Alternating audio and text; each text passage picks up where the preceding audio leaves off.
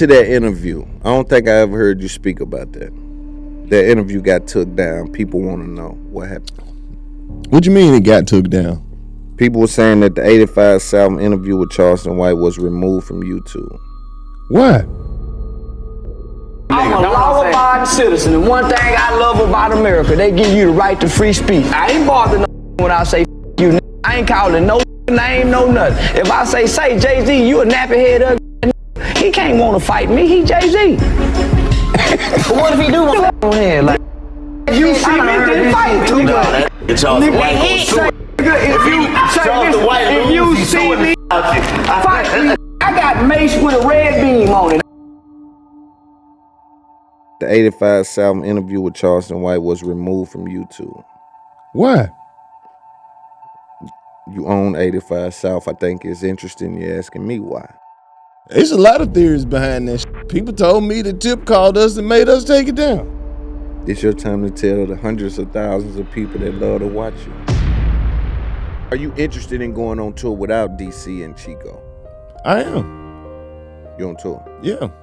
But DC can be selling more than you, or Chico can be selling less than Karlous. Karlous can be selling more than Chico. You see what I'm saying? How does that not affect y'all? How do y'all stay tailor-made for the situation? With the wilding out thing, I spoke to Chico a few weeks ago. He talked to me about the revenue sharing. Y'all take a big homie perspective on that. What lends itself to that? That's only There's a difference between subscription revenue and ad revenue, right? Bro, even without all that, they still straight. Yeah, but as a business, you have to sit down like you have people in your offices sitting down trying to figure out how to amplify your app, how to amplify your content. Subscriptions, the motherfuckers who they know who watch this shit on TV, who watch this shit on their phone, who got it on their computer, on their iPad. But this shit is one of the biggest companies in the world. So what I'm saying is, we don't even understand the scope of this shit. That's what Loon me to death. Salute, Loon. Yeah, exactly. It's my man, Loon. That's my man, too. Both Loons. Old Loon, new Loon, both Loons. Okay. Yeah, All ops must know it's up there and it's stuck there, nigga. When it's up there, man, it's stuck there. Shut up. This episode is brought to you by Prize Picks, the fantasy sports platform that's changing the game for people like us. With Prize Picks, you can test your knowledge with picking over and under for your favorite player stats across a wide variety of sports. Think football, baseball, basketball, and beyond. So why wait? Jump into Prize Picks right now and bring more excitement to game day. Whether you're cheering from the stands or the couch, Prize Picks adds that extra layer of fun for sports excitement. Again, my slogan, why would you put something on the game when you could put something on the name? Let's get into those picks and start winning with Prize Picks today. IUTP code. Let's get back to the show.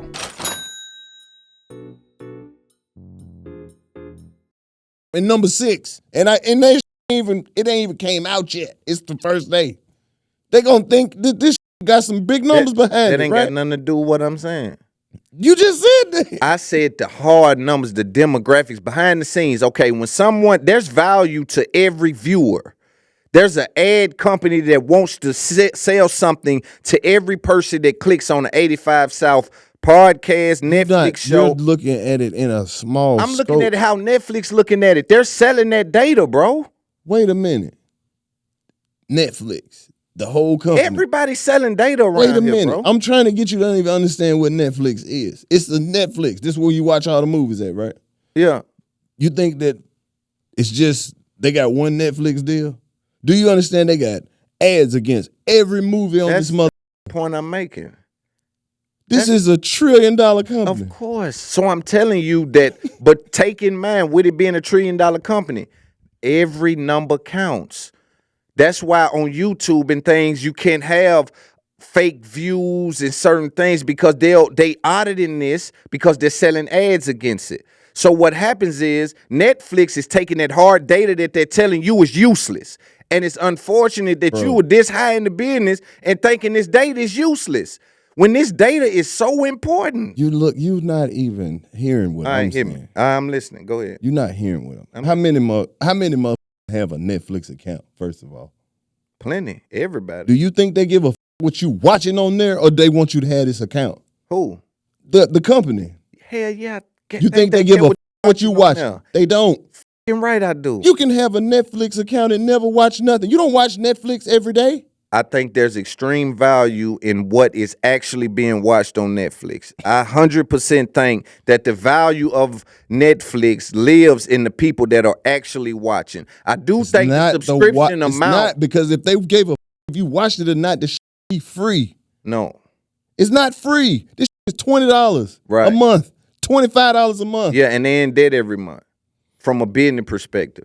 So what I'm telling you is it's a game being played. They have a subscription model where people are paying the $20 a month. But if you're telling me that you think that the actual viewership of a company like Netflix is null and void, that's absurd, bro. Okay. All I'm saying is they sell ads against the viewership of that company, against the click-through rate. Right. They don't sell ads just based on who's signed up. They sell ads versus the click-through rate. All right, Loon. It's way more complicated than that. I'm okay. Tell me, because I'm in it. Tell me. I know you in it too. I don't have time. We would be here all day for me to have to try to break down how these people make all this money off of this shit. They don't give a if you watch this shit or not. Honestly, the numbers matter to motherfuckers who give a about numbers. The people who trying to buy some space. That's, you know it's different, and that's right? what I'm saying. And that's only the difference between subscription revenue and ad revenue, right? Bro, even without all that, they still straight. Yeah, but as a business, you have to sit down like you have people in your offices sitting down trying to figure out how to amplify your app, how to amplify your content, how to amplify your comedy on all different levels. And you're telling me that these sections of the business don't matter. I'm telling you, the viewership is where they sell the ads against, the same way that you guys do with your YouTube 85 South and with your audio with Black Effect. You sell ads against that audio and that video. No, man. Do you not understand how the world is working right now? Yeah, I do. Go ahead. Netflix is just like Google for movies. They got every movie in the motherfucking world. Every movie you could think of. I would argue damn YouTube near, is that. With the exceptions of certain movies. I would argue YouTube. But if you get a brand new Netflix account at your new house and you watch one movie, do you not know that they have enough information about you to put all the shit that you might possibly in your lifetime while you have this subscription watch? Now, if you come over my house and I've been watching Rambo and all this other shit, it's going to be some shit on my Netflix that you don't even know how to get to on your Netflix. Do you not understand that we are literally in the Matrix? Nah, I get Netflix, they don't give a if you watch it or not. If you don't have it, you're not going to be able to watch at this point. That's it. That's all I'm saying. And for you to say, oh, no, it's not just like, hey, it's not Walmart where you just walk in and they got it. These motherfuckers get money off owning the site, subscriptions. The motherfuckers they know who watch this shit on TV, who watch this shit on their phone, who got it on their computer, on their iPad. But this shit is one of the biggest companies in the world. So what I'm saying is we don't even understand the scope of this shit. Like, this is it. Like, this motherfucker is huge. It's that. Yeah, that is the new way that we're gonna have to watch movies from here on out. I know that. So they don't give a about. They snuck that extra tier in with the ads. And so that's the thing. That's another generation of revenue. So they have a tier where you can have no ads. They have a tier where you can go, see. I'm gonna show you how good they are at business. You actually believe that they losing money? Of course not. That's all I'm saying. Of course not. You said that they in the red every quarter. But I'm telling you, because they playing this subscription game. Well, when the money come in, they put it back out on content because they want to own everything that's on their platform. So they spend the most. Why you think they stole comedy from HBO? First, it was everything to have an HBO special. That is absurd. That is absurd. You don't think that they bullied the market and took comedy from HBO by offering comics absurd amount of money? No. Comedy Central and HBO, they took it from them. No.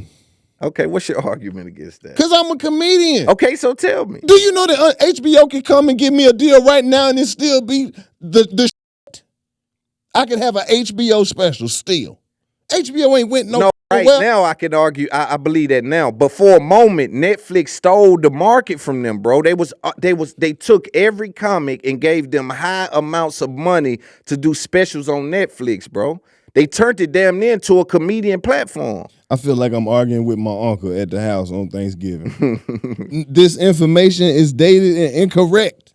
Wow, it's not correct. I Lou. can't believe you said I'm dated. It's These the- people no, go. the These people in idea. the comments gonna say he's watch. They gonna say, these- dude, the way that you he's putting bugging out. putting this shit in a box, it just What sounds box crazy. I'm putting it in? You made it sound like HBO has turned into Lifetime. HBO still HBO. As far as comedy is concerned? Yes. Are you arguing as far as the market share is concerned that HBO is even existing as it pertains to comedy specials? Yes. Give me one HBO comedy special. Bro, you probably don't even realize how many comedy Give me specials one that you Netflix have comedy watched special. that are produced by HBO. That's not what. Give me one Netflix I don't comedy have special. to give you one. You watch Netflix. Dog, I'm telling how you, is as a this even an comedian in the argument? game, that Katt Williams did 5 HBO specials. I'm talking about present day, bro. Loon, Give you me not one about to run my pressure HBO. up. Give me one HBO special. Pull up the last. Give me one. Pull up the last special HBO. Hold on, before last you do HBO that, comedy special. Can you give me one Netflix off the top of your head? He just watched Dave Chappelle. Just Kevin one Hart Netflix did- special. Do it. Pull it up. No, I'm saying, dude, you got the phone and you off camera. Yeah, Just HBO. Pull up the One last just HBO comedy anyone. special. Watch this. This shit ain't nothing compared to Netflix. Respectfully to HBO, bruh. Man, you tripping. Yo. You are tripping, Lone. I can't believe you think a Netflix comedy special Netflix is the came category. in and bullied A Comedy Central special got the same effect. as a Netflix. Yes, if you that nigga, it don't matter what platform you do it Bro, on. as far as, and I ain't even talking about the same effect. I'm talking about market share. Let's not move the goalposts. I said that as it pertains to comedy specials as a whole, Netflix took the market from HBO and Comedy Central. That's what I said. You said no. You No. said HBO right now is still in the race as it pertains to comedies. He can't look how long it's taking. He ain't well equipped. I got it. He ain't well That's equipped. my boy. He kind of a few steps behind. I forgot. Hold on. I got you. Don't worry about it. I'm gonna show you. It's no way that you arguing this, dog. You arguing me just to argue me or something. No, I'm not. Can you believe this? Hey, yo, bro, can you believe he's arguing this or what? Be real, bro. It's no way you telling me HBO specials is like it's no way you telling me that Netflix didn't steal the market from HBO. Yes, I will. And you can't even name your last HBO special? I'm shifting through this. I'm just going through a list of comedians because like now they got a new wave of comedians, but the HBO special is still the move. You must be trying to get one or something. Something No, going on. I'm just letting you got know it. One on the low. It never lost its value. You must got one on the low. It might never lost. Okay, its first of value. all, I hate to do this, but do you understand one of the biggest comedy shows, not special shows, in comedy TV is the Larry David Curb Your Enthusiasm? Who produced that?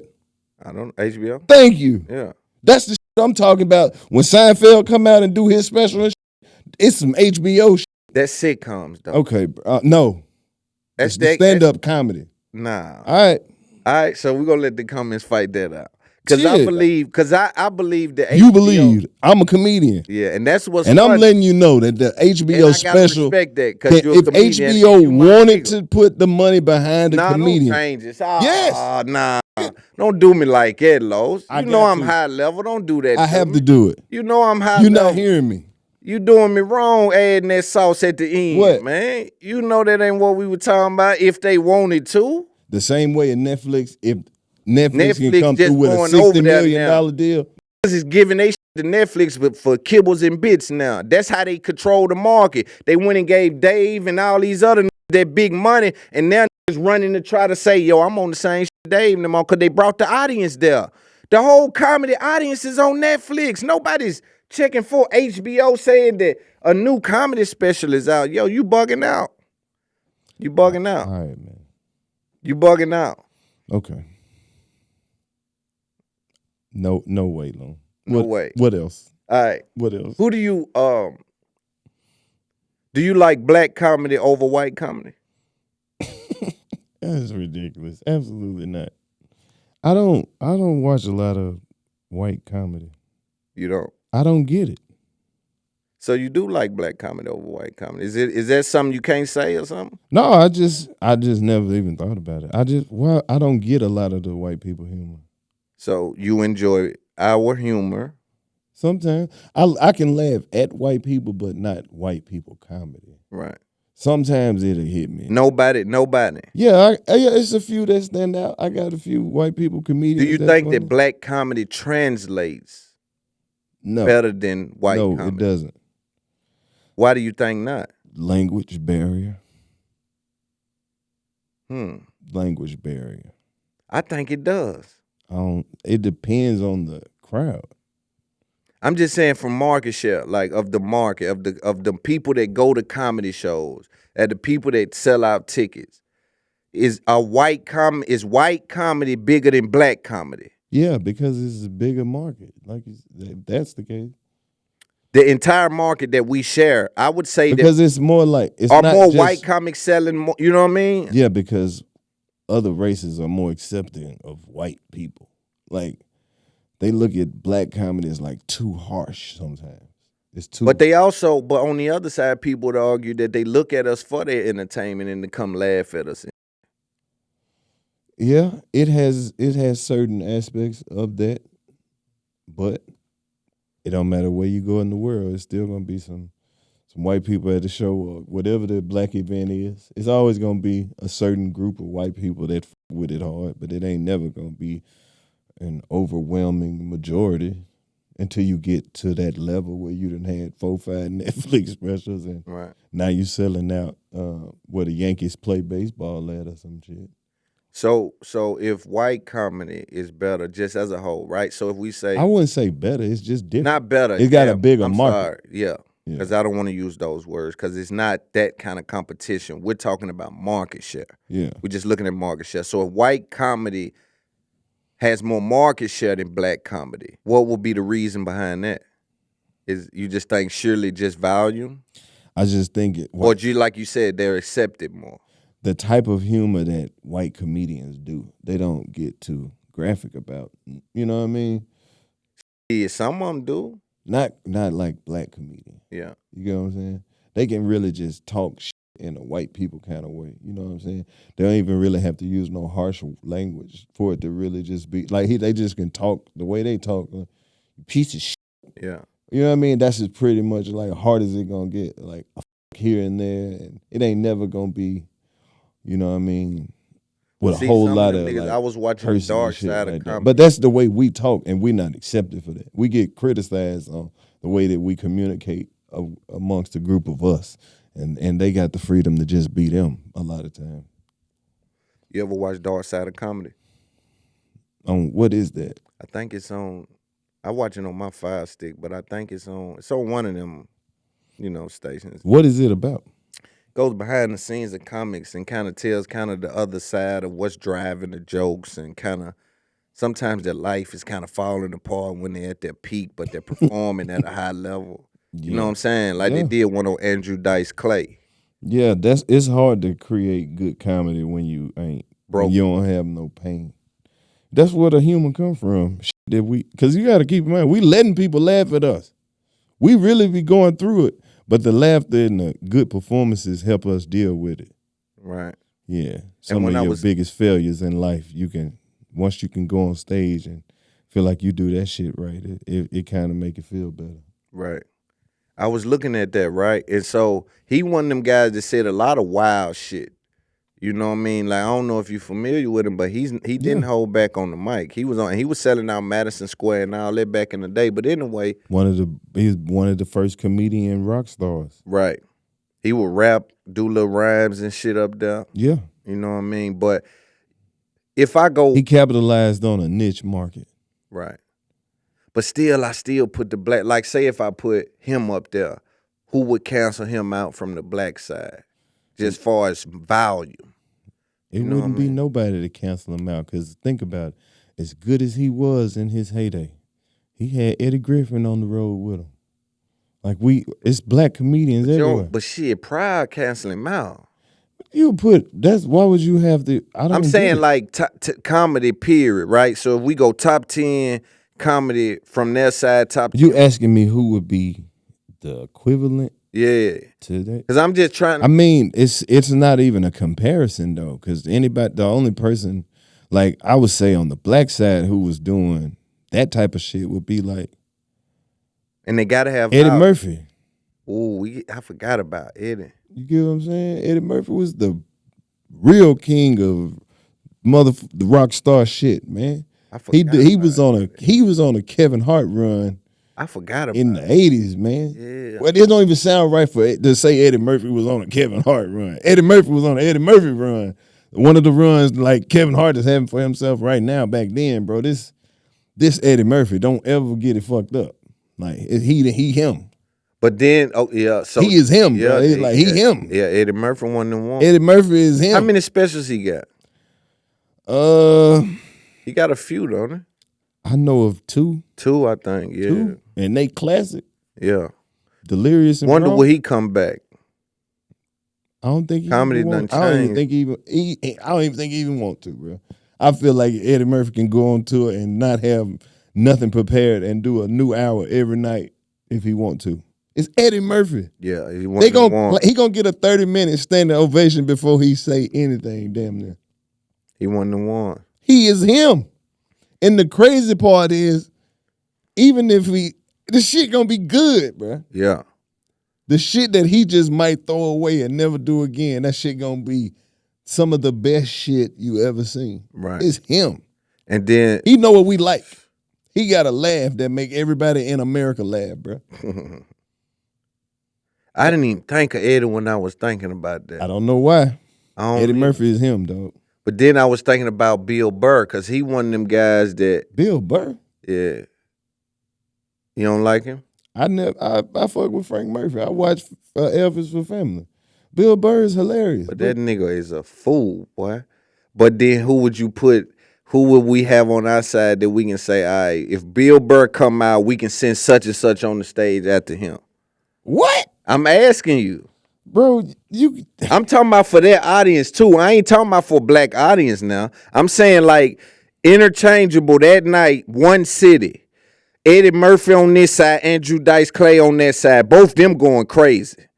You feel me? Who going first?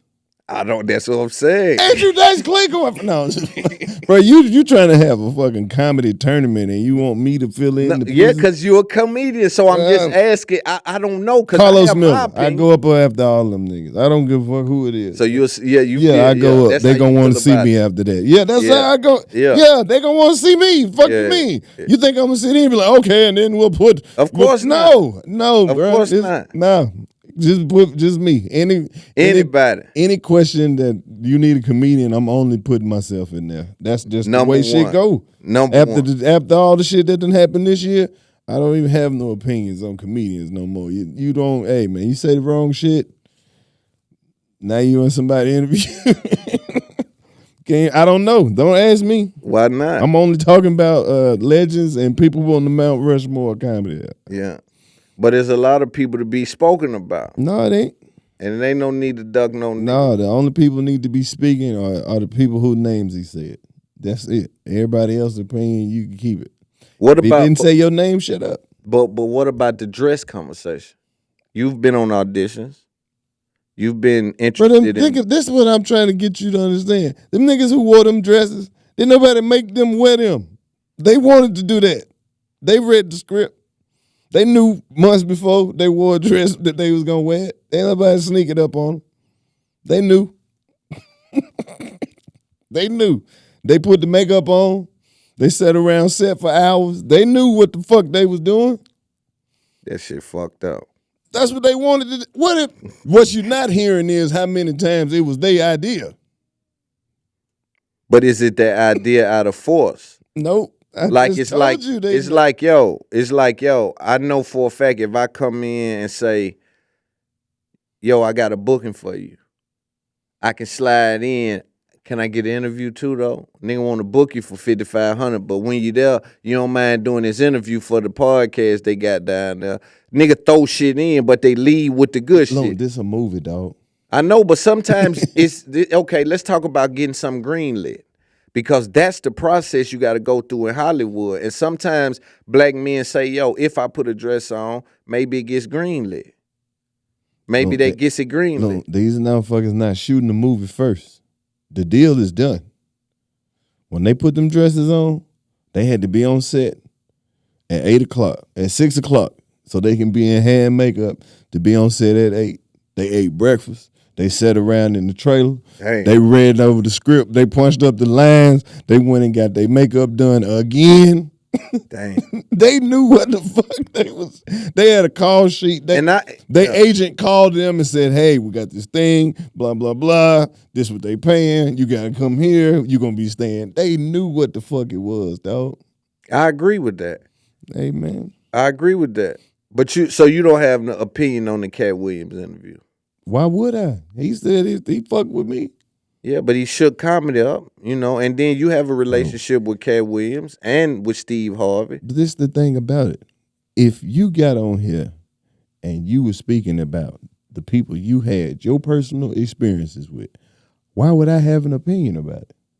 I don't know who did you wrong. Or who made you know what I'm saying? I'm just saying for an example. Like, right. I don't know who made you. It's people in the podcast world that you might not fuck with for your own reason. Right. And if you got on here and you said your reasons for not fucking with them, that don't mean I gotta stop fucking with them. That don't mean that I had the same experience with them. That's just your experience. And I think it was very personal who he had these experiences with. Was. And he got to tell his side of the story. It was. Whether people believe it or not, that's what he saw happen to him. That's what he felt all them years.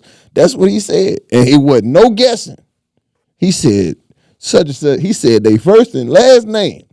He got this problem with these 5-6 people. Well, what about who you don't? Well, I like these motherfuckers. Salute to y'all, but these people I don't fuck with. That's it. You know what I'm talking about is the overarching conversations that was drew from the Katt Williams conversation, which was stuff like joke stealing. And have you been a victim of that? What's your opinion of joke stealing? Is that prevalent in comedy? And what steps of not being a victim of it? Bro, people steal everywhere. This motherfucker stealing French fries at McDonald's right now. They eat nuggets. They sneaking burgers. Motherfuckers stealing out of Walmart. In the industry, some shit gonna get stole. That's it. And motherfuckers stole dope, guns, pistols, cars. No matter what industry you in, some shit gonna get stole. I done been in the club tonight that comedians that ran other comedians out the club for doing a joke or saying some shit, or I done seen motherfuckers go on the road and literally use somebody else completely whole other shit. Some comedians have fought for that.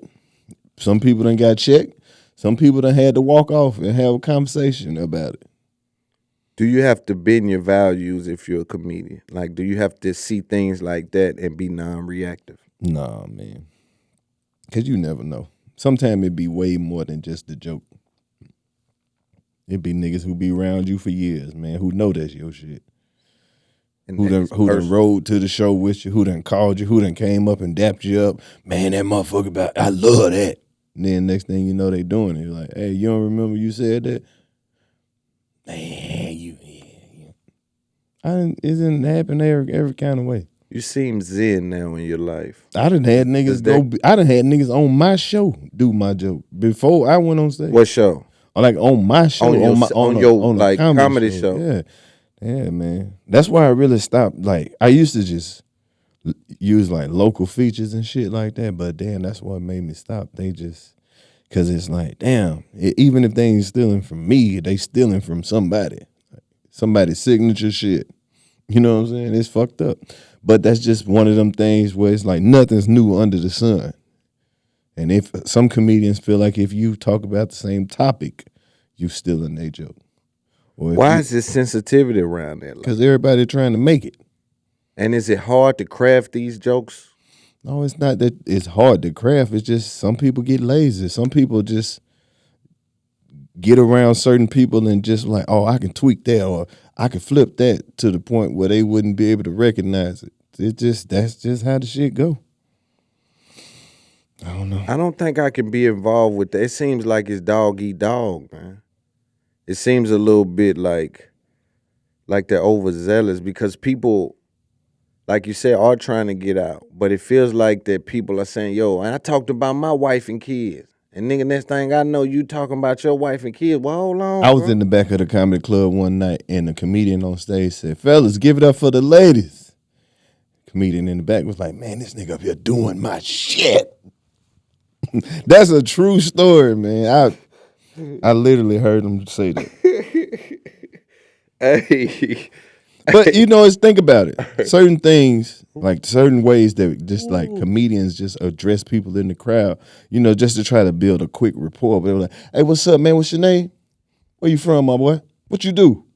Some comedians be like, oh, this nigga here, this is literally standard crowd work. You get what I'm saying? Right. You just want enough information for this person to build a quick rapport. And you know what I mean? Right. Some comedians will look at that like stealing. Right. Or if you come out and be like, what's up, Atlanta? You know what I mean? They be like, oh, this nigga think he think he got, you know what I'm saying? They be doing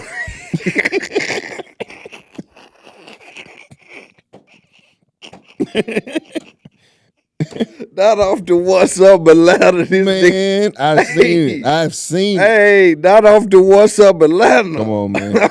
Ooh, boy, that's rough. That's rough right there. Off the what's up Atlanta, my nigga. Man, Holmes said man, that's fucked What's up Atlanta, bro? I'm talking that nigga think he's Steve Harvey. Exactly. And nigga, I mean, just the smallest little shit to trigger a comedian. Man, so I flew up here on Delta. Oh, this nigga finna do my shit. Here you go. What? It's very sensitive. With the wilding out thing, I spoke to Chico a few weeks ago. He talked to me about revenue sharing.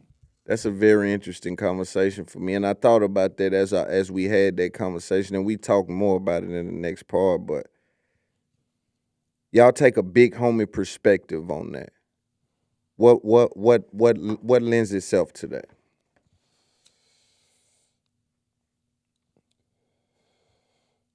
Just an urban philosophy. Everybody eats, B. Everybody eats. That's it. Shorty can't eat no books. I think, man, one of the things that separates you is because you've been able to build this thing outside of that. I think if that didn't happen, you may view that a little different. What, wilding out? No, just the revenue share perspective of it, because that's a very interesting thing. Because you guys bring a lot to it. It's already a staple, but you guys in particular, you Fly and Chico, bring this to it. Like y'all proved yourself outside of that market, right? And there's a value to be set on that y'all go back in there because part of it was built there. Y'all go back in there and say, you know what I mean? We're going to keep it real. It's just crazy that we all went to wilding out with like pretty much the same goal. You know what I'm saying? Is to try to get to the next level. And who would ever think that that's the goal? And if we all get to that level, that we could still be partners, even on that level. Dope. Shit, we could do this shit together. Ain't nothing you can't do if we get to this next level. So that's pretty much the mindset behind it. Like, nigga, we ain't gotta do that shit, go out here and be stars by ourselves. Nigga, if we stars, it could be the Rat Pack. We can make that shit happen however we want to. And then once we start putting it together and it just started making more and more sense, and then splitting off and going to do the solo thing and still bringing something back to this. Bringing value. Or just, you know what I mean, just scraping that little you know what I mean? That's what made it go. And it sometimes it kills me. And back to that conversation about comics, right? And just ticket sales and like putting Burr and Katt up there and fucking Eddie Murphy and all these guys and Dice Clay or. But see, that's the thing. It's so many that you could name. So it's like many Martin Lawrence. That's why blacks got so many. That's why I would argue that our comedy translate better. Because we got so many people that sits at the top of that comedy list. You got Richard Pryor, Eddie Murphy, Martin Lawrence, fucking Bernie Mac, Cat Williams, Steve Harvey. For all these people, like, you can go on and on. On the white side, I start to get lost when I go Andrew But you got to keep in mind, it's so many of them over there, and they so big, you don't even know. I know I be paying attention, though. Like, and I like know Russell, they big. like Russell Peters. Yeah, I know him. All them big. Tom Segura big. All them dudes. Theo Vaughn, Bert Kreischer. Them guys Matt are huge. Rife. Them guys are huge. But Matt Rife was on Wild 'N Out with us for 5, 6 seasons. 7. That's we dope. went on tour. That's dope. Now he out here taking over shit. That's dope. Man, that's my motherfucker. I'm proud of him, dog. Yeah. I love that shit. shit. You got dudes like Andrew Schultz. Hell yeah. You see, you got Ron Bro, White. I did a podcast with Andrew Schultz back in the day at his mom and them crib. Now look. Now he's one of the biggest stars in America. Hey Schultz, I hate your mustache though. I hate your mustache and your haircut. That shit look historically racist to me. I can't wait for you to switch that up. Grow a goatee or something. You look like a motherfucking World War II pilot. Do you think I think he's doing it on purpose. I know he is. Yeah. I know he is. But so he locked in though. He good. Nah, he one of them He men. done got with the right people. Yeah, who got the right affiliations. Now he out of here. But we good. been knew this shit back in the day. But see, listen, when you got Pete up, Davidson. yeah, Louis C.K. I don't know Louis C.K. He ain't one of my partners. You don't know Louis C.K.? I don't know him. I don't know that Pete freaking ass white man, bro. Davidson, but Louis C.K. a big one over there. I know that. You know who Louis C.K. is? But I'm just talking about the white He one of the big ones who came up around us with the MTV shit, like Matt Rife and Andrew Schultz. But see, what we also talking about is a move of inventory, though. A move of the culture. Because we also was just speaking, we got to watch who names we putting in there when we speaking about Eddie Murphy's and Andrew Dice. But what I'm trying to get you to point, like what I'm pointing out to you is though, is like, nigga, we got one Kevin Hart. Right. He the biggest black comedian, right? But on the other side, it could be 10 Kevin Hart. But we got Dave Chappelle. We got Kevin, But Dave. what I'm saying is, but I don't think none of them niggas selling out like the next generation, like all these motherfuckers, you name it. Yeah, they coming up. Who our next generation? Of course, y'all already smoking shit. What generation you think y'all is? I don't know. I don't have a whole lot of like. I just look at the people who was in my class of comedians, like Lil Rel and Damn Fool and like Tiffany Haddish and Ron G and Ali Sadiq and all of them and Billy Sorrells and D-Lay and like them, like and Clayton and I'm watching all of them. It's a lot of those comedians that's like in my class of like who was around, who was young gunners when I started. You get what I'm saying? Right. Like I remember like Clayton Thomas and Nate Jackson, like them all the dudes who I can't. Who's the biggest out of that class there? I would probably out of classic. I don't know. Maybe Lil Rel. He did the most movies and shit like that on that side. Yeah. Carlos Miller. Yeah, that's what I'm thinking. It's all. I feel like I don't never. But when I look at my peers, I don't even look at it like who the most famous or who got the most success. Yeah. I just see people who just making moves, who just like our whole goal was to get into the game and stay in here. But we do at some point if like, you get what I'm saying? Yeah, like we but would have at some still point, stayed in. It's like, nigga, this just the whole experience. Everything at this point is extra. But at some point, if you're leading this, it's your responsibility now to pave the way and position this thing. You see what I'm saying? So like, would you say Hart and them are the class before you? Yeah. Okay. We after them. Okay. You get what I'm saying? Yeah. Because if you look at where he is now, he put his time in. Yeah. I don't know how long he been doing comedy, right? Like what, maybe 25 years or so at this point? Yeah. I've only been doing Damn, comedy. he been in it 25 years. At least. Hell, that was just 99 if you think about it. Charleston. He might have been doing 28, probably close to 30 at this point. Man, it just fucked me up. 25 years ain't nothing no more. Yeah, he probably been doing comedy since he was, 17, 18 years old? Yeah, but when we look at Schultz, he moves inventory. You see what I mean? Like Schultz literally moves inventory like y'all do, and he moves Madison Square Garden 2 or 3 nights at a time. Yeah, For comedy. he know how to market that. He been building that shit for the last 10 years though. But here's my conversation I want to have with you, because I look at the comedy scene, I look at them, I say, all right, they may be bigger by volume, selling out more. You know, we may got them couple ones that's doing them numbers, but like you said, it's a list of those that's doing arenas and it's a list of them. We only get, so when we get one supernova. Now, exactly. Now the new question becomes, why is that the case? And so I try to think about podcasting, because most of the big comics have a podcast. When I look at black podcasting, y'all run the space. You and the Reed. It's the same reason why you can look up who the #1 podcast on Apple Music. It'll be Whitney and Brittany from Connecticut. White girls who get 500 million listeners a month. They got $300,000 worth of ads, and the same way that type of shit happens in every industry. Or is it not enough quality comedy podcasts because podcasts have proven, if we look at the other side of the market, which is the Joe Rogan sphere and all of those guys, Bert Kreischer, Tom, Theo. But see, that's what I'm saying. If you would like to do comparisons, like we don't have. No, we learned. The only person that we can have that could compete in the media space, not just podcasts, it would have to be somebody like Steve Harvey or Tyler Perry, right. Or But Ricky check out Smiley. Like that's the. You're right. Ricky can't do it. Steve can do it.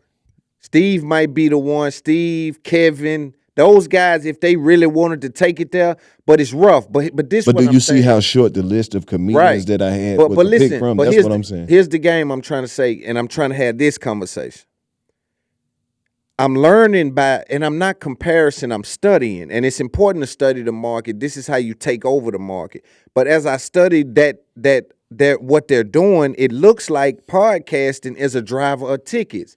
Then when I look at y'all with 85 South, y'all tickets are doing well all across the world. Podcasts doing well. There's a correlation. May not be causation, but there's a correlation. But I know for a fact that Rogan and them are saying that when I put a comic here, and this is 8 years ago, 7 years ago they were saying this, it affects the ticket sales.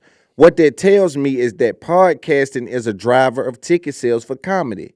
Well, now, what podcasting does is it introduce, like especially if you're doing it consistently, it just is introducing you to people who ain't fucked with you yet. So why does black comedy podcasting really not have a presence? Because while we say they sell out like that, I can also name Two Bears, One Cave, which is Tom and Bert Kreischer. I can name the Theo Von podcast. I can name the now we do have them because we got Desi Banks with a pretty big podcast. He got a podcast? Nah. He don't have a pretty podcast. Big skits. Who's that? Marco. Who's the nigga with the podcast? That's not necessarily a podcast. Marco. Is that a podcast? I guess you would call it that. But does that help with tickets like it does on the other side?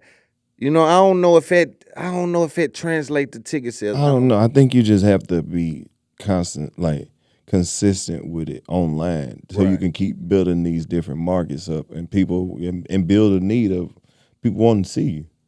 Do you think the podcast build a demand that y'all do affect the ticket sales? Does it affect it? Of course it does. Why? Because people have been watching our podcast and then watching our live shows and then like, oh, I fuck with one of these so hard, I gotta come to support the live show. Or it's still people who are fans of the podcast who ain't had the chance to come to a live show yet, but they've been hearing about it. Right. Or they've been coming since we first started, and they've been watching since we was in a little club, and now last time we was there, we was in the arena, and now they're like, I never miss one. Because I seen it from the inception. Right. It's always been like it for y'all. But we got black comedy podcasts. I don't want to say we don't. Like we got a lot. It just take a while before they. But y'all have a presence in the market. We've been doing it for 9 years though. It just take a while for it to catch on. Yeah, it's probably so many good podcasts out there that's done by black people that we ain't found yet. That's true. And it's some shit that we would never think that we would enjoy. It's a black dude and his wife somewhere got a show about cooking and being a good married couple that's gonna be our favorite shit in 2 years. Look at Tabitha Brown. That's facts. That lady make me happy. I don't know what it is about that lady, but when I see that lady on my timeline, I feel like that auntie. Like, I give her the same respect I give auntie. I be listening. She be like, hey there. And that's your big. And I fuck with it, and I love to see her, like, just take off. I love it.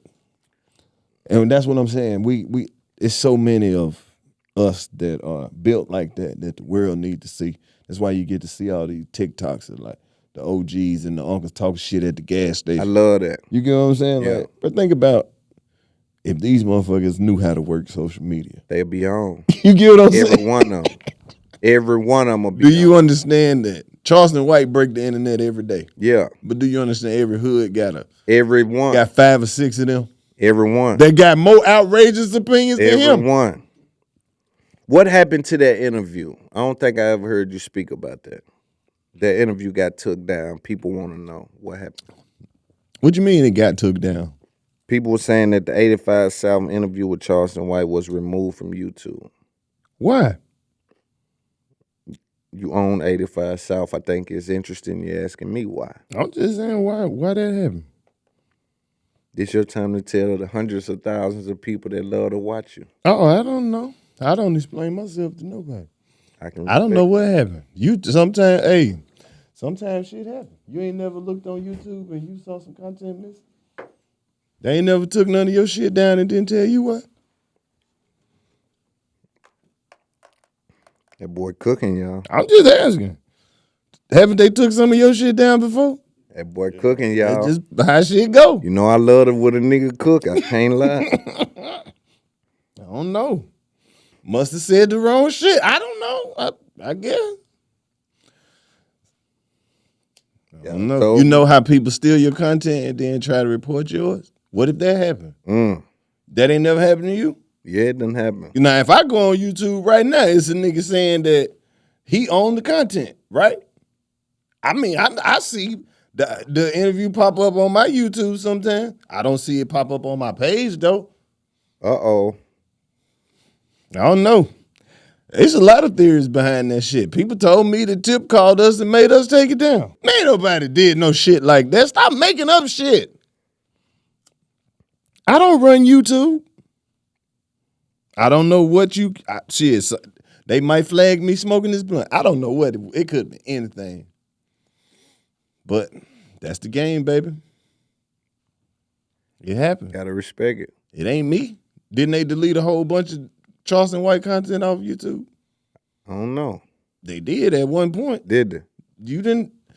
Come on, man. They did. Now, how do you know? I mean, when all his social media pages and shit got banned, and they I do remember them taking social remember that? media. So what make you think I had something to do with it? He said it. Thank you. Yeah. Thank you. Yeah, but sometimes the content world get crazy, man. I mean, I know it does. I just don't feel like I should have to explain it. It's so many things that could have happened. He had somebody sitting right there that recorded the whole show on the live stream as we were doing it. On the So live if they put stream? it on their page and then try to report my page and they say they got what's gonna happen? You don't know this. I'm not on here to teach y'all this media shit. I don't know. Ain't nobody did nothing. It wasn't what y'all thought it was. It wouldn't have shit to do with me. Like we just got in my feelings and deleted it. Come on, man. Make it make sense. And you still say his name. You still say like I don't have no beef with nigga. Did nothing happen. Ain't nobody said nothing about no shit like that. I can't even believe you entertain shit like that. Well, you know, I had to ask. Who I'ma be upset? That motherfucker had millions of. I got that. Why would I not ask that? That motherfucker got. And you a shot call on this side. You know what I'm saying? Why would I not ask that? That's important. To Got an app, bro. If you go on the app, you can pull up whatever 85 South show content you want. It's on now. It's It's on the app. If you get an app, Okay. you can just pull up whatever Okay. content you want to watch. It's Okay. just all you gotta do is just type Do a in little your name. research. Just do a little research. Right. I mean, there you go right there on the app. Sitting right there. Right there on the app. So what that tell you? Sitting right there. Get the app. Get the app. Channel 85. Channel 85. Just like that. You saw it on the app, I didn't you? just saw it on the app. Well, okay. It ain't in no private section or nothing. It's right there. plastered It popped on right the up. thing. So, and I think sometimes he be wanting to ask for clarification without just asking. Who? Charleston. Like, I think that was his way of trying to get y'all to, like, what happened? Like, you know what I mean? What happened? Because he, you know, there was people pushing out saying that. Like, them nigga got a phone call because he was type shit, talking about Tip's son or something. You remember that shit? Marco took his shit down. It wasn't just y'all, so it felt like, but you saying YouTube said. Who is YouTube? I don't know. I don't know if that. You just saying plenty of shit happened. You don't know shit what coulda could have happened. I know it ain't. It's in the air. It's up there. It's up there. I don't know what the fuck happened. That's not my department. Shit. But you still champion them, so that ain't nothing. Yeah, that's what I'm saying. Why would some media? Yeah. Come on, man. Ain't no sense. Yeah. And I know you a consumer of this shit. So I know I know when you enjoy something, you really done put your time in, like, studying it, you know what I mean, to enjoy it. You know what I mean? Like, you really, dude, you know kind of what he be on. You know what I'm saying? I think I'm gonna do a live show with him at some point, like I did with Umar. You can come out, man. Do it. Might as well come out. Would you come out to that? Yeah, I come to some shit like that. Bro, I still watch a lot of Charleston White shit. They be hilarious to me. Yeah, I'm gonna get you to come out front row, you and your family, whoever. That ain't it. That's why I be saying, from where I come from, bro, that ain't no nigga you can stay mad at, bro. That just crazy ass goddamn, you know what I mean? Depending on your family, that's your uncle or your cousin, bro. Who say some wild shit, you cut them off for a minute and you see it, you can't stay mad at that nigga, man. Yeah. But from a business perspective, it's a totally different game. I want to talk to you about. I want to talk to you about that business and business. Business and business. I want to talk to you about that time in comedy where Ricky Smiley and Arnez J had a special needs character. What? Do you think that should come back now? But do you understand I have performed all over the world? Right. For people who have quote unquote disabilities or lost limbs or, you know what I mean? So it might not be acceptable. No, what I'm saying is there's a way to make fun, not of somebody, but to make fun of a situation, to find the humor in some shit without offending people. You get what I'm saying? I enjoyed Arnez J and Lil Darryl. Right. And there are people who are in those similar situations who also enjoy that. Oh, dear. Because it's like, if you go with the Ricky Smiley page and you see the type of work that he does with the kids and people with special needs and shit like that, he do this shit on the regular. So it's not like he's saying, hey, I'm making fun of these people. He's like, hey, this is what I saw. This how my cousin be. Yeah. And then if you can go to your page and you can see your real cousin on there and be like, get that goddamn camera in my face. It hit way. Man, that when I was coming up, that I thoroughly enjoyed that comedy. Right. Like, just to see Ricky Smiley, even though he would just pop into it sometime. Right. And just like Arnez J would just pop into his brother, whoever he would act like. His brother Rodney. And walk across the stage and shit. And I would just, every single time, that shit would be funny.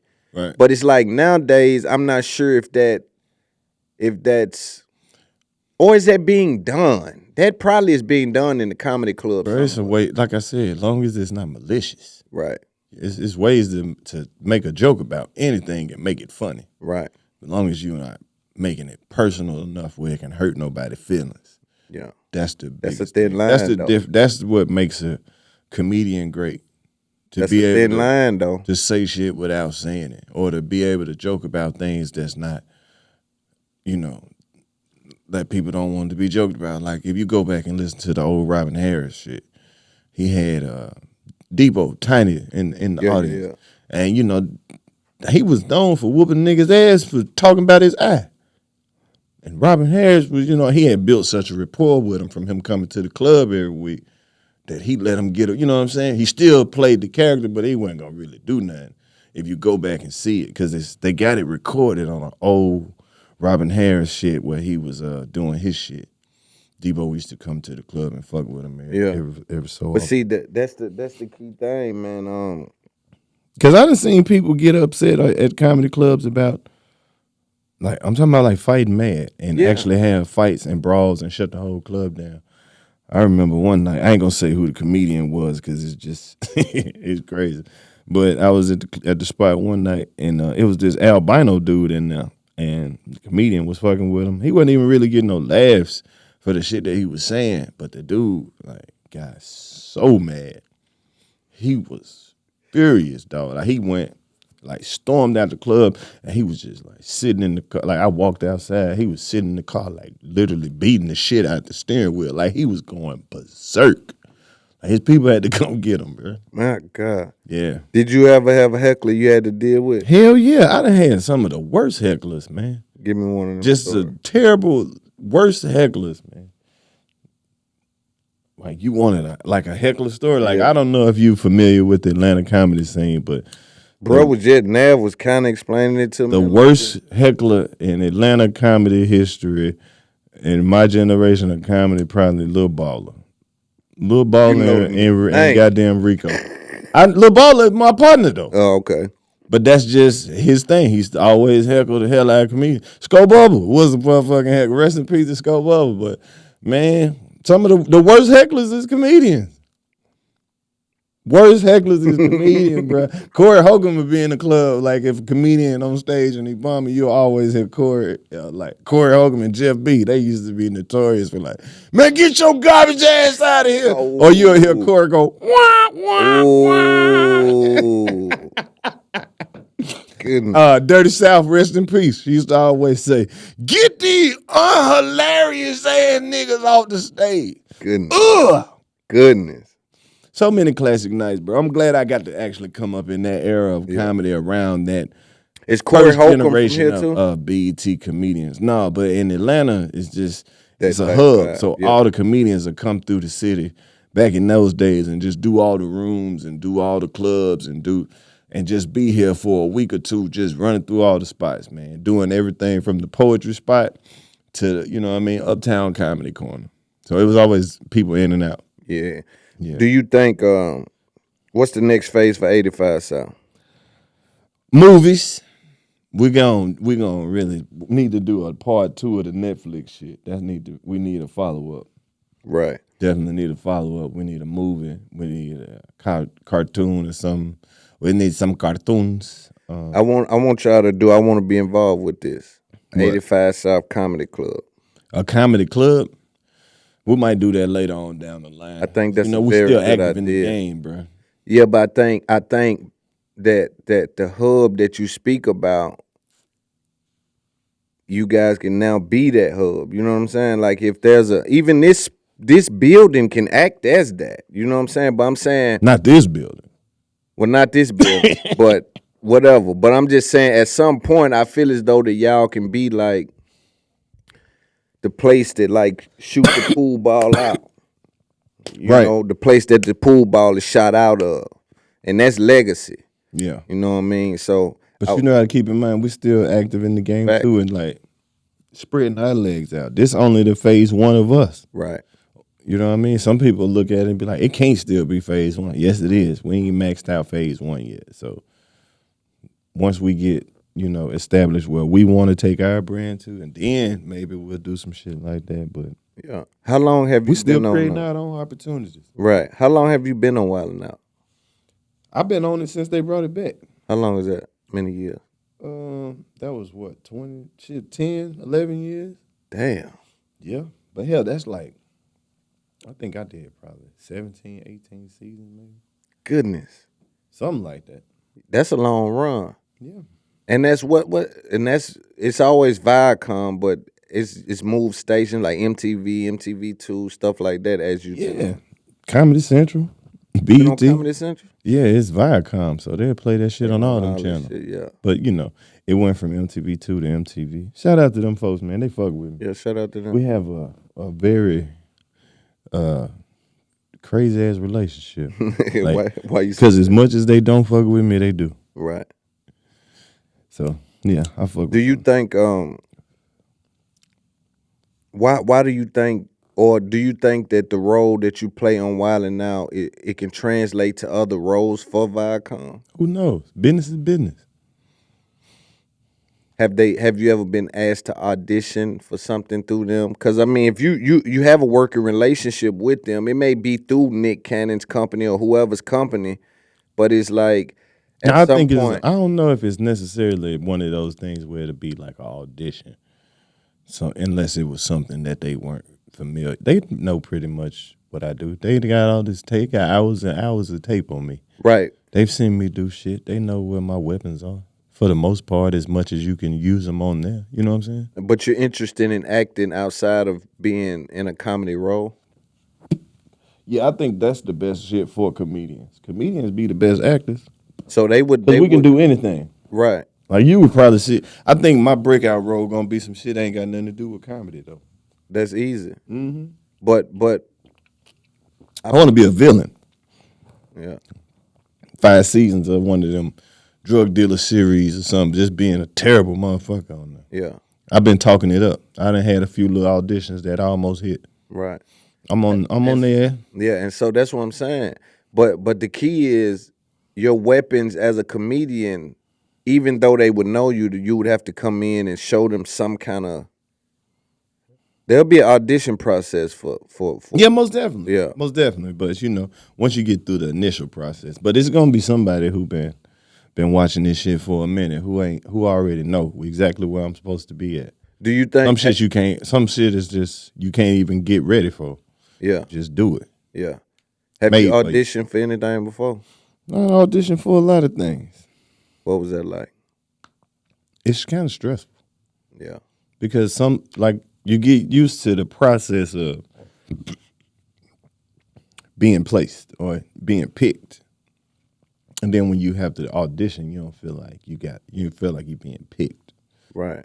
Sometimes you can be, I know, like bigger shit. Right. Of course, they want you to audition. They finna put a whole bunch of money behind you. Right. You gotta. But it's still a weird process. But some shit they really just know that they want you for specifically. Right. And I think those are some of the better opportunities for actors when you picked based off who they are, who and what you are already. Yeah, because those auditions can get weird. But then you end up in, sometimes you'll try to end up in some shit that you wasn't even the right choice for.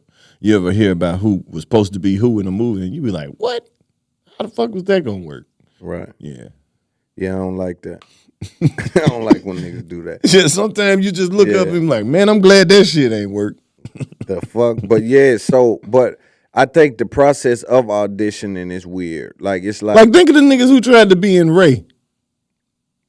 Man, can you imagine being the nigga who was right there behind Jamie Foxx in Ray? No. Nobody else could have did that shit. With. Yeah, it's over with. He smoked that. Right. You think Jamie, we need you to come in for one more audition. You think he'll be able to, his acting skills were affected by what happened to him? No. Yeah, no. What about his comedian skills? No, bro. Nah. We didn't even mention his name. Jamie Foxx, because he is in that nigga over there in the Hall of Fame. That nigga kind of got like his own little hallway swoop. Like if you was walking through a comedy museum, like that nigga got his own little swoop. It's just him. That motherfucker's amazing, bro. That nigga motherfucker, bro. For real. Sang in every act. That boy smoked everything. Exactly. And he went and conquered Hollywood. But he put the dress on. That just go to show you what. Even when he did that, he was what? Still one of the funniest motherfuckers in the. Yeah, but why is that repetitive putting a dress on? I heard one of them niggas tell. Because if you just want to get technical of it, it's a layer of comedy. You think so? Yes. It's Flip Wilson. Yeah, but why do it still? That's what year was that? Shit, this is in the 70s. We in 2024. 60s. Fuck and we don't use no joke from the 70s. Shit, they all from the 70s. We use concepts from the 70s. Man, I'm not defending the shit either way. All Yeah. I'm saying is, man, it is what the fuck. That's it what is. my mama The say. people who did it. She don't want me to wear no dress, of course, but she like, I highly doubt they would come in here and ask you to put a dress on. yeah, of course not. I don't even know who created this monster of whoever the fuck they think is handing out dresses in everybody's size, man. You know what the fuck going on. They know who they want for that shit. Now, if these people done wrote this, If they came to you right now and said, we got a role for you in a dress. I can't do it. Yeah. I been went this long without it. I know it's something else coming for me. So that let me know that the motherfuckers who make movies got my number some kind of way. Now the wrong motherfuckers got my number, but now I know that the motherfuckers who making movies is getting my number some kind of way. All I gotta do is wait this shit out. But get what? This how crazy the game is. I was reading an article that the guy allegedly, because Pat McAfee is going through something with ESPN. So allegedly the executive over at ESPN would tell Stuart Scott that he cannot say booyah. He doesn't think that translates well, right? He would. Now, what I'm trying to get you to understand is it be unreasonable expectations. There's another dude, Jeff Van Gundy. He used to call the games. The man told him that when they flash on you, I need to see your hands together on camera. I don't like when your hands are, out. Then he told him cut his mustache. What is this happening at? ESPN. So what I'm saying is, I don't think it'll start at the dress. I think they bring unreasonable shit to see if you are being like, hey, cut your mustache. All that right there. Cut all that. Now, sometimes that's a role. That's what happened. That's what I'm saying. But sometimes I think they blur those lines. Where it's like, is this still for the role? It's like, is this? Hey, man, this is what I'm trying to get you to understand is when those people go in there and they do that shit that's embarrassing or condescending, whatever the fuck it is, weird, whatever it is they doing, they know what the fuck they doing. And they agree to that. They not sneaking that shit up on nobody. But for opportunity, sometimes nigga go for shit for opportunity. But think about how freaky this fucking game is now. Think of how crazy the world is. Up. They literally got niggas out here who wear dresses every day, and they actors too, and they don't give no fuck about that shit. You think they ain't gonna call them first? They not gonna. Sense. They not finna go find a comedian off a podcast who be smoking weed and feeling on big titties and ask me to do that shit. That's not what they want me for. I know that ain't what they want me to do. Ain't nobody over there trying to fuck me. I ain't worried about that. I'm gonna come in, do my, if they want me here for what, a day or two, I'm gonna do my, freeze, motherfucker. Hey, good job, Karlous. Go on, get the fuck out of here so we can get back to the weird shit we was doing before you came over here. They don't want me around for no long time. Because the weird shit got to get done. That's what they do. Hey, man, when they call you for your movie role, and they say, all right, you're going to be on set for 2 days. You playing the bank security guard. All you got to do is this, and this. Oh, you was phenomenal, baby. You don't know what the fuck else scenes they shot when you left. That's true. That's true. This whole movie might be about niggas in dresses. They don't even tell you the title. Damn. Man, what happened with the... Oh, you know what they... Wait till you see it. Your scene was great, though. Right after that, niggas went to the ballet and turned into a swan. You don't know what the fuck happened after your scene. That's true. That's what I'm saying, bro. So even if you don't fuck around and do no shit like that, you don't know what the fuck else is gonna be in the movie. That's too heavy, ain't it? Nah. I'm listening to you, though. Right? That makes sense because you don't. They don't tell, especially somebody that's coming in for those kind of roles, they don't really share that kind of information, what all of this is about. You may know your role, your name, your lines, but you don't have any control over the final edit of those things. You damn sure don't. Yeah. That's crazy, man. I'll talk to you about this and then we'll close this out, man. I think Did you listen to Young Dolph? Most definitely. That's one of your favorite or Yeah, Dolph is definitely up there because, Memphis right there from my hometown. Mississippi? So I've been on Dolph since he really first came out because he used to always come and, do all his local shows and shit was in North Mississippi. Right. Yes. I think his independent grind. Who did you grab your grind from? Like I'm gonna hustle this out, because you could have got stuck over there on that TV world in that wild and out circuit. You could have. I wouldn't mind it. I wouldn't mind it. TV is a great job. But damn, bro, you done built this beautiful thing. Why would you say you That's wouldn't fine. mind? Because I know how to balance both. That's a beautiful to have that kind of perspective on life. Yeah. I think greed causes us to react different. It causes like me to say, damn, bro, with all you've gained, you can look back and say, if I never got none of that, I'll be fine just over there. You know what I mean? No, I think I got the spirit. Go ahead. Because it's like this was still gonna happen eventually. Like I was still even if I was on TV with a regular hustle and I'm stacking that bread, I'm I'm a regular. I'm talking about a whole contract negotiated for the next 5-6 seasons, and they done wrote your boy something big. You think I wouldn't have no shit like this to come back to Atlanta to? Maybe even bigger and better, or be building on some shit like this. Most definitely. What does it mean to be a regular? I mean that you one of the people who on the flyer for the show. When they advertise the show, it's you, Eddie Murphy, Right. Nick Nolte, and Chris Rock. It's just y'all three on Right. there. Y'all got the big picture on there. Right. Not some nigga who naming the credit. Like, Right. nigga, you Ghost on Power. Yeah. You Tariq, you were regular. You Right. got you about to do 5 seasons of this. Yeah. They ain't paying you per episode, nigga. Your contract, you finna get paid for 3 seasons. Right. Yeah. Gonna Yeah. get you straight. You out the way. Yeah. Yeah. Yeah, go Yeah. on, get me out the way. Yeah. Them I folk can respect that Them though. folk came with blah, blah, blah, and yeah. then they wanted, and then shit. I can respect Like when you got, not the motherfuckers who be in Tyler Perry movies, like his people, the ones who about to be on 3, 4, 5, 6 shows this year. them He ain't the just ones. finna check them. They need a whole situation. Right. Them the one. And some exclusive shit. Right. Did you, when you started 85, who was it? Was it this group you got now? Who was here at the inception, like comedians? Me and DC.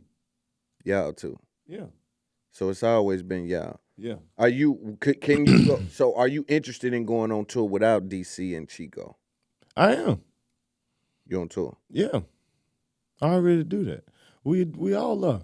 How do y'all maintain the camaraderie when, like, DC? We've been doing that from the beginning though. But DC could be selling more than you, or Chico can be selling less than Karlous. Karlous can be selling more than Chico. You see what I'm saying? How does that not affect y'all? How do y'all stay tailor-made for the situation and something like that? Because that's not even how this works.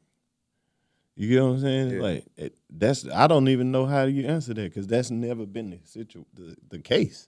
Well, because I've seen so many groups. Like if we grew up in hip hop, we very rarely. I don't know one group we saw make it to the end without breaking up at one point. That's why I celebrate y'all so much. But that's what I'm saying. It never can be that. I hope not. When we started this, I have a show on Friday. Chico got a show on Friday. DC got a show on Friday. I'm in Chicago, he in Detroit. But Sunday we got a show. We gonna all come from where we came from To come together. Exactly. But at some point, what if they may have to, and you guys got to be prepared to have that conversation at some point if that happens. But there may be a plucking of one of y'all out of that to he may be a little more busier than the other two. And you got to be, that can't affect the relationship. And although that sounds easy, it is. We grew up in hip hop where we saw each and every one of the groups fall victim to some kind of hate inception. You see what I'm saying? Or comparison. We was already ourselves before that. We didn't have, I mean, what would be the cause of the breakup? Not a breakup. I don't even want to say a breakup because no, it's just I don't even the resentment of the feelings of resentment, right? Because again, we're human beings. We've saw in hip hop, G units broke up. Like Murder Inc. broke. Everything that we've saw, every group, name me a group that stood 3-6 broke up. Everybody's broken up at some point, and we've looked at them and that G Units broke up. Fucking the Locks have fell out before. Like, you see what I'm saying? It's like we've looked at these situations and said, damn, man, how do we stick together? That's why I celebrate y'all on platforms y'all don't even know about. I don't even know. I be like, yo, them dudes, they are able to get money together, get money separate, push it together, how do they do that? That's love. I can appreciate that. That's what it is that, bro, we really, first of all, we fans of each other. Right. Then we done been through so much shit together. It's like, we real life family. You know what I'm saying, bro? Like, and then we all men of faith. Ain't nobody trying to do nothing to fuck nobody over. Keep it grounded. Ain't nobody trying to fuck nobody. Faith, like, keep it grounded. I want for my brother what I want for myself. Oh, God. That's it. Yeah. I would celebrate Chico and DC the same way. But their success is, I'm a fan of your success. This the shit that we sit around and talk about. This moment. Your moment, what's your moment look like for you? Oh, that's when you, okay. So when you get to this point, then okay, that's a goal. All right, bet. Oh, nigga, this would, oh, my boy, my nigga, I'm so, boy, you don't believe, like, because it's like by the time the world hear this shit, we already done discussed it. Right. We already done celebrated for each other. Right. Who you think I'm going to call first with the good news? Exactly. When them people call me with the 5-6 season, oh, my nigga, guess what? Yeah, they just hit me. Yeah, I'm finna do this. Who you think finna, come on, man. But it's important to tell the youngsters that because they've witnessed in our same culture all of these groups not be able to maintain at y'all level, bro. I don't know if you really understand that. But you're a fan of hip hop, and somebody Google it. Name me one group that stayed together. And now look at the aftermath of this. Mason Cameron having the time of their life. You know why? It's just like in life when Ray and Claude started back talking. They fell out over some shit that they could have been fixed. Right. It wasn't never that they couldn't talk about it. Right. Yeah, who's to say they ain't been talking? Right. You think the first time they linked back up was on camera? It don't work like that. Never. Yeah. But I like I said, I celebrate y'all every time I'm in other rooms. I'm like, yo, those brothers. Every group didn't break up. Who? All the groups didn't break up. Give me one. Shit, there's a lot of groups that didn't break up. It's some of them old motherfuckers. Hey, the niggas, rap. Give me ain't a the rap. niggas in the Whispers twin brothers? But I'm talking about You can't break up with your twin brother. Yeah. The Isley brothers is still brothers. Yeah. You can break up with your brother, though. This money and fame will make a nigga, it'll fuck over a nigga, man. We done saw it. Too many people done got involved with it and it scrambles them. Yeah. You know what I'm saying? So I think that's part of it, though. That's what I'm saying. But y'all, one thing that all the other shit you said, I can throw out the window if I'm not paying attention. But think about it. It's people who don't have all the money and the fame and success, and they have stories that's even more crazier than people who are famous. The only difference is people give a fuck about every little thing that you do. Right. It's highlighted. Right. Or the perception, because people just see you doing what you do and start building a perception of you or who they think you are. Right. So the moment that you step outside of them, they be like, oh, man, I knew this nigga was lame as hell. Why he do that? Why he pick up? Like, nigga, that's what he always wanted. I guess he had to get to that level. He go to that phase, whatever is his business. You can't live your life through nobody else, man. Right. It is what it is. Man, I appreciate you coming by, man. It's up there. It's really love, man. It's up there, podcast, Big Loon. Y'all go do something with that information. Skip it.